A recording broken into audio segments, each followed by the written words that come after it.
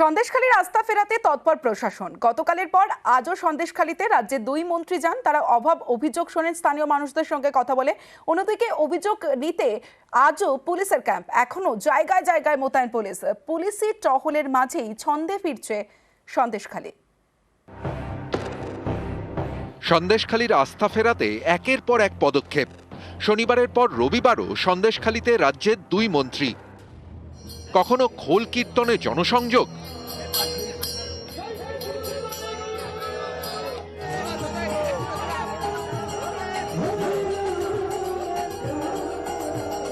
কখনো রাজ্যের তরফে আশ্বাস।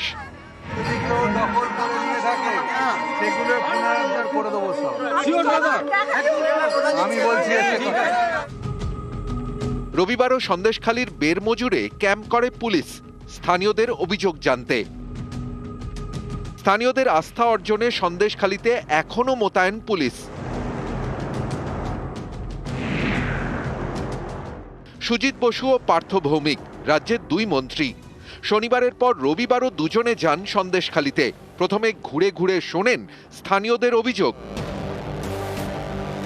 বেরমজুর তেভাগা শহীদ স্মৃতি বিদ্যালয়, এখানে সভা করে শোনা হয় অভিযোগ। কিছু কিছু মানুষ এই সুযোগে এখানে গন্ডগোল পাকানোর জন্য, আমরা যেরকম বলছি আপনার জমি আমরা ফেরত দেব, যারা গন্ডগোল পাকাতে আসছে তাদেরকে জিজ্ঞেস করে আচ্ছা আপনার সাথে গেলে আপনি জমি ফেরত দিতে পারবেন, বলছে ওটা পরের ব্যাপার, জমি ফেরত দিলে তো আন্দোলনই শেষ হয়ে যাবে। তাহলে ওরা আন্দোলনটাকে বাঁচিয়ে রাখতে চায়। সকালে বেরমজুরে অভিযোগ শুনতে সভা, বিকেলে জেলিয়াখালীর সভায় রাজ্যের দুই মন্ত্রী। প্রচুর অভিযোগ শুনেছি, কিন্তু বিশ্বাস করুন একজনও এসে বলেননি যে আমার উপর শারীরিক অত্যাচার। একজনও শারীরিক অত্যাচারের কথা কিন্তু একজন না বলেও বলেন। বেরমজুরে দুই মন্ত্রী। বেরমজুরে এদিন মহিলারা ফের বিক্ষোভ দেখান। মন্ত্রীদের উদ্দেশ্যে গো ব্যাক লেখা পোস্টার তৈরি করা হচ্ছে। কিন্তু এখানে তো গো ব্যাক কোথায় হচ্ছে? এখানে তো লোকে ফুল ছেটাচ্ছে। যারা করছে তাদের কাছে পলিটিক্সটা বেশি, তাদের কাছে মানুষের অভাব অভিযোগটা বেশি নেই। কারা করছে সেটা আমরা বুঝতে পারছি, তারা বুঝতে পারছে এই আন্দোলনটা আর বেশি দিন এগোনো যাবে না, একটু জিয়ে রাখা যাক। বেরমজুরের পুলিশ ক্যাম্পে শাহজাহানের ভাই সিরাজউদ্দিনের বিরুদ্ধে এদিনও অনেকেই অভিযোগ জানান। 9 শতক জায়গা জোরজবস্তি দখল করে আসছে আজকে 2 বছর। তারা ওই সিরাজের দলবল, আমি দখল পাচ্ছি না। আমি যখন জায়গার উপরে যাই আমাকে বলে হুমকি দেয়, তোকে তুলে নিয়ে যাবো, এ করবো, মারধর করবো। এসবের মধ্যেই স্বাভাবিক ছন্দে ফিরছে সন্দেশখালী।